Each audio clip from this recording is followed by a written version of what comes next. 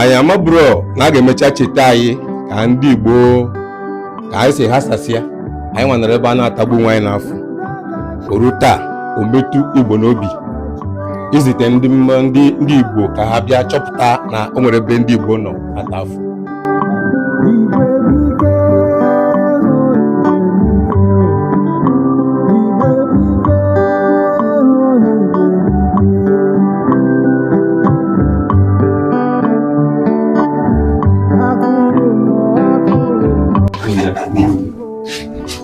ihe abụọ ji enyere unu maka ihe a jere ebe ahụ anyị nwa bụ ndị Igbo ahụ anyị nwa bụ ndị agha na-emeri ihe ahụ obi dị anyị ụtọ anyị na-ekele unu dị ike ka ekele dịrị unu n'aha Jizọs.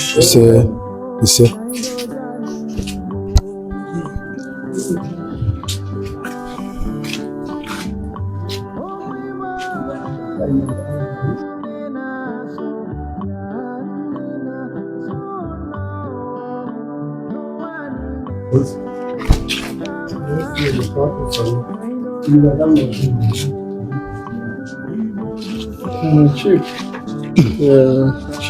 Chief udo ịma asị ọjị ruo ụlọ ya akọwa nga osi nke a ga-esa ya ala kọwakwa n'ebe o si bịa udo.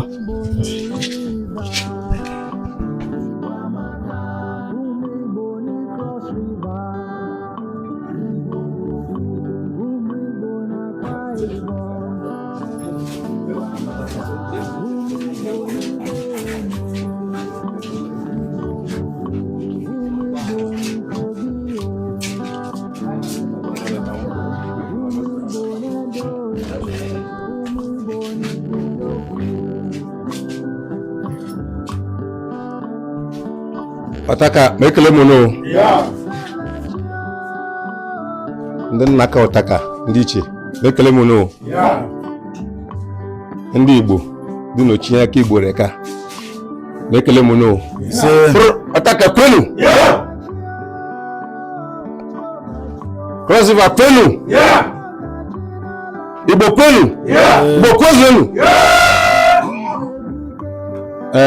On behalf of the chiefs and the entire community, Anje Koraba, Ikenego de Gonwabu Chief Chukwemeka, Ebaneka, Jehovah Gozegina ha Jesus, Ebale Nebe Oduku. I am a bro, Nagamecha Chitai, and Igbo, I say Hasasia, I want the Rebana Tabu wine off, Oruta, Ometu Igbo n'obi.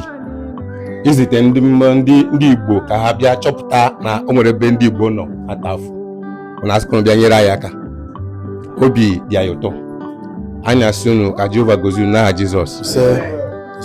Ọ bụrụ ihe a na-egburu oge ọ maka ihe a n'obi mepere anyị ebe ụmụ akwụkwọ ga na-eje mkposa ka eji wepụta ihe a bụ rice iji gosi na anyị na-akọ ihe ọkụkọ rice ị ga-eri ma ịlaruo iritu inyetu ndị ọzọ.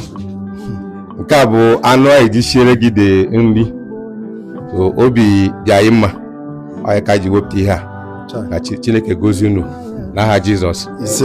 Tọbọ kwenu Otaka kwenu.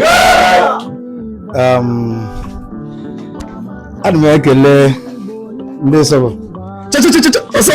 kwenu Question! Is it real? You want to know money?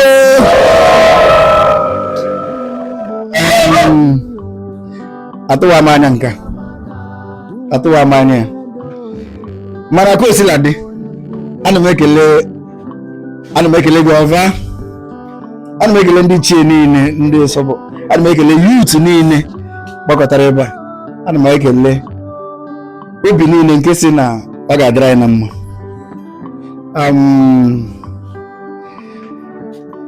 Ihe a wee osikapa rice akọrọ n'Ịsọbụ ka akọrọ rice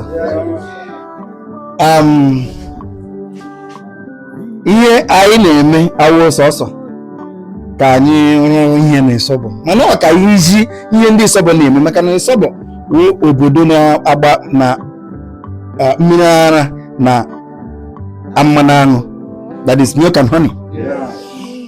Ndị ịsọbọ siri ike, ndị ịsọbọ Chukwu keziri ha ọfụma.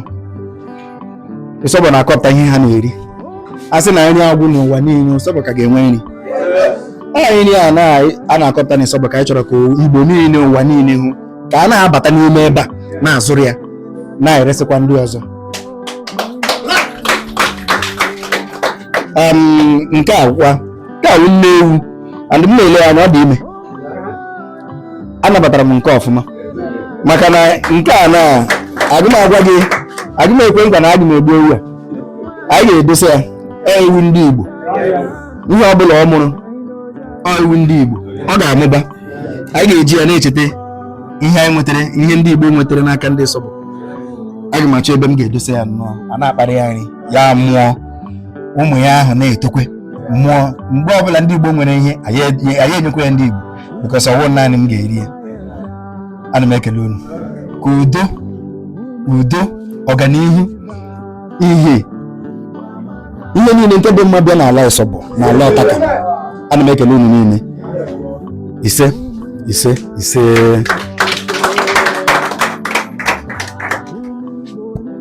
Thank you.